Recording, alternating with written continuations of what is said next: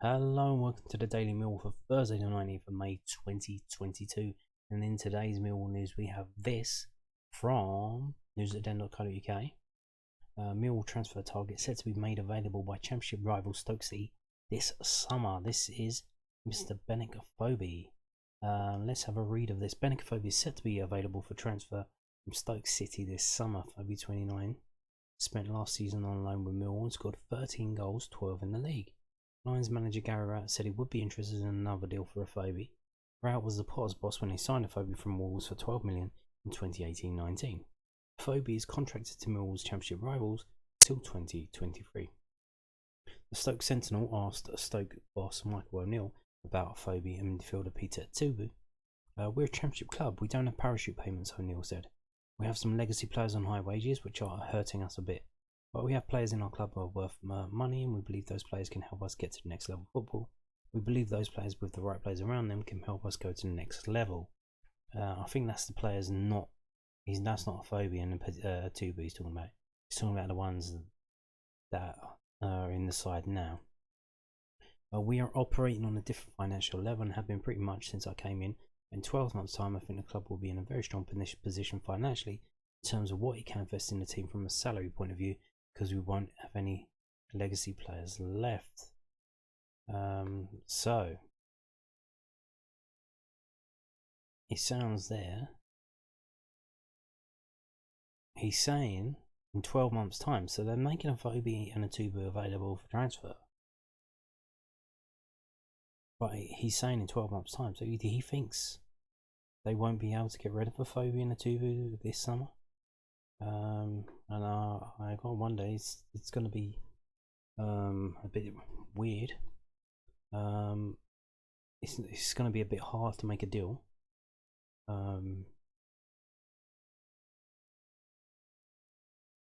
So will they loan him out again for the season? Probably not. Why not? Because he's in the last year of his contract. They need to actualize some of the potential money that is invested in his contract. But he said in 12 months time, so they're not expecting it. They're like, well, in worst case scenario, we have to wait till they run out of their contract. But why would they not loan him out for the season again? Well, effectively, it says in their financial books probably player assets. It's got a number next to it, and they'll have a number next to Afobe, and I assume it won't be that much. He's in the last year of his contract, probably maybe 2 to 3 million. So it's not just a case of letting him go on loan to Millwall. Millwall can pay some of his wages. They literally have, in that case, they will be writing off. They'll be scrubbing off in their ledgers 3 million or whatever it is against Afobe's name. That's potential money that they've lost, that's dissipated into thin air. Here's the thing, if they wait until next 12 months, that's gone anyway. So what do you do? So they're making him available for transfer this season. Now, he's played a season on loan with us. He scored 13 goals, 12 in the league. He's proven himself to be a very good player still in this league. So will someone take the bait and buy it? I don't know. There are a number of clubs that probably would be interested in signing him. Will they be able to pay more wages than us? Probably. When you think there's probably at least 10 teams in this league that will sign him. I mean, you've got to think the ones coming up, if they could afford it. I don't know if they can still afford it. Sunderland, Wycombe Wanderers definitely, if they could afford it. Luton Town, I think they would be interested, probably. So there are a number of clubs that would sign him, definitely, if they could. And I'll be one of them, yeah, probably. But here's the thing, like I said, season long loan, it's probably not going to happen until literally the last minute of the last day of the transfer window. And even then, I think the transfer window closes and there's still the loan window that carries on afterwards. So even then, the loan window, it'll be like whoever pays as much of his wages as they can get. So we make a certain amount bid, and if someone comes in and pays more, Stoke will take the other one because it's not going to cost them as much. So yeah, we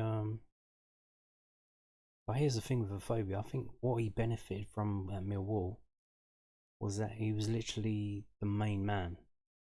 You know what I mean? He was the main man, the main striker.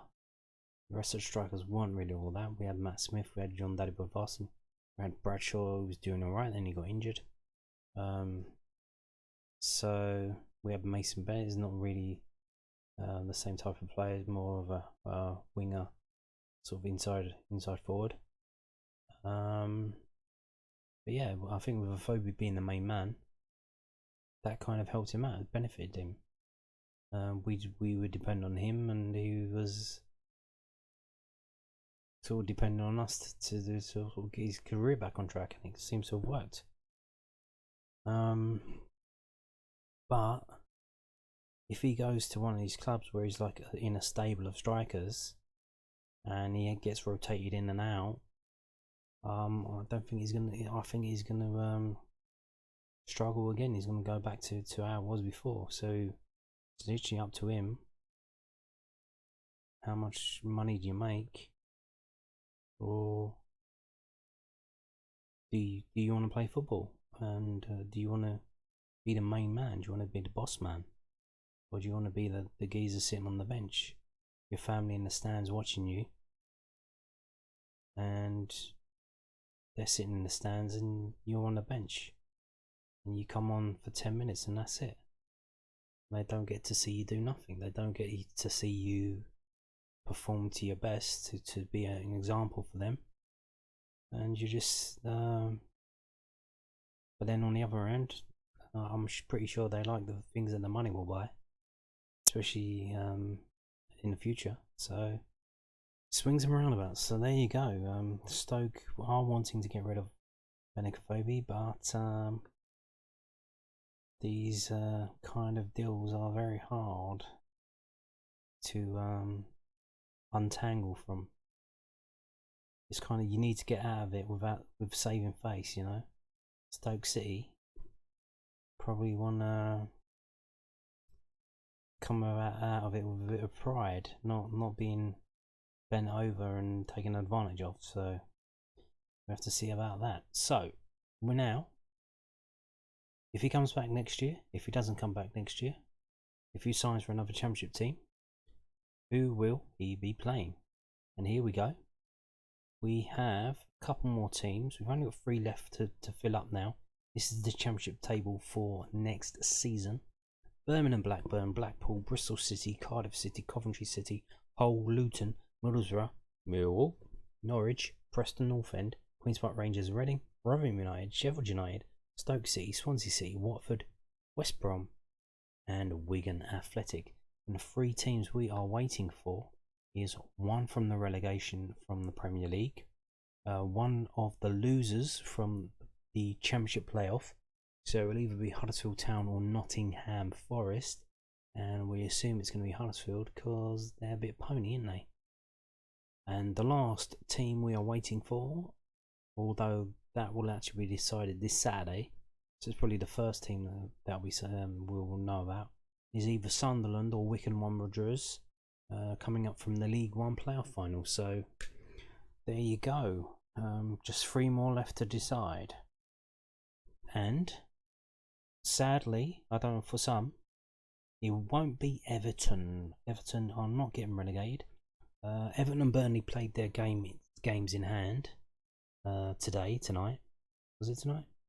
I think so, for some reason, weirdly.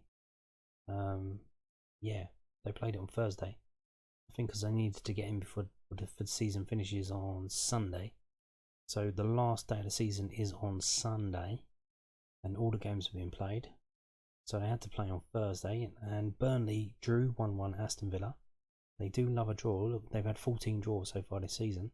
But fucking Crystal Palace, they were 2-0 up against Everton at Goodison Park, and they fucked it up and let it slip, and they ended up losing 3-2.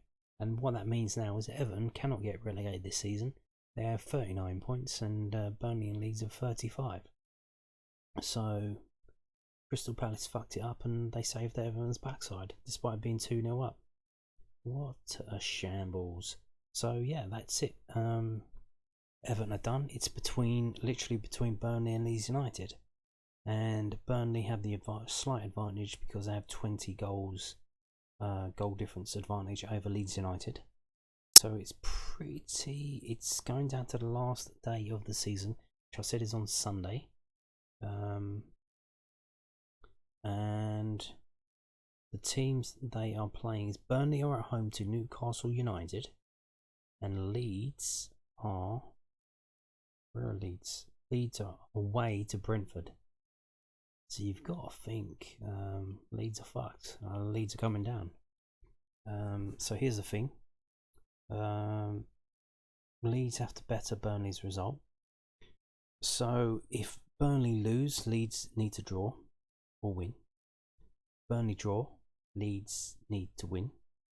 If Burnley win, then Leeds need to win by probably about 25-0. So if Burnley win, they've got it in the bag. And if they don't, then Leeds can sneak in there. But, well, they're playing Brentford away, so you should think Brentford should be okay to do something about that. But you never know. You never know. It's a crazy day. And not that I give a shit, but if we go up and look at the top of the table, down to the last day of the season, you got Arsenal and Tottenham are playing. They're battling it out for a place in the Champions League group stages. They're not playing each other. Arsenal got Everton. Arsenal are home to Everton, and Spurs are away to Norwich. So there you go. Will Norwich fuck Spurs up again? Will Spurs have a dodgy lasagna again? Not that I care, but there you go. So getting back to the main point, is coming together. There's only 3 teams left, and we basically know who they are. It's a dialogue between 2 teams. It's Burnley, Leeds, Huddersfield or Nottingham Forest, and Sheffield, Sunderland or Wickham. So it's 6 teams, and it's 3 out of 6. Perm 3 out of 6. So there you have it.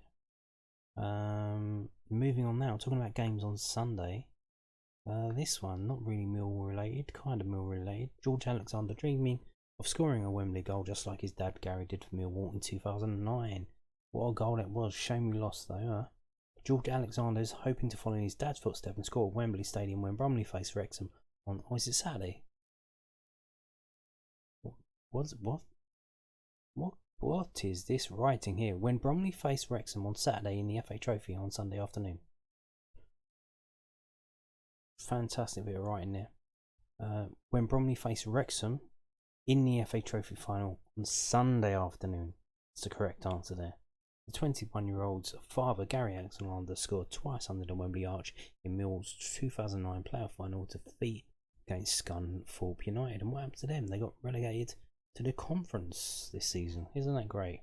The first is one of the best goals at the new National Stadium after he hit a looped 35-yard half volley over Joe Murphy in the Scunthorpe goal. When asked about his dad's goals, Alexander Jr. told the South London Press, he doesn't stop speaking about it still.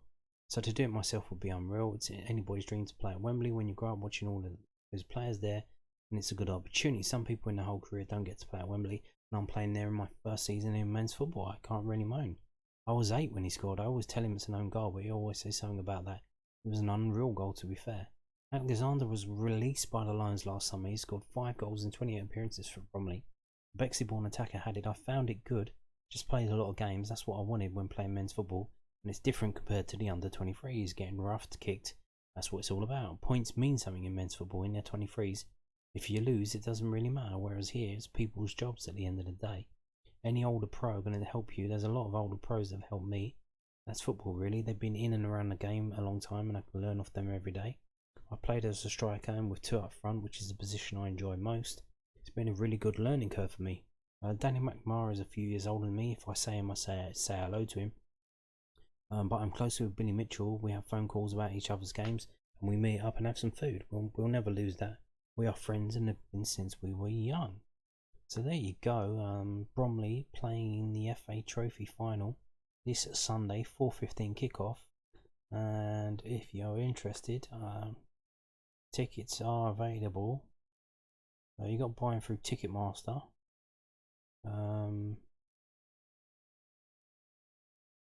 And it's £25 for adults, £10 concessions. So if you fancy a day out, I think it might be a bit of a sunny day on Sunday. It's going to be available, and they've got a few ex-Millwall players there. They've got George Alexander, Alan Dunn, I think he's a coach now. Byron Webster, Liam Trotter. So you want a day out, I'm sure it's a nice day out on the booze, consider that. Yeah. And on that note, thank you for watching, and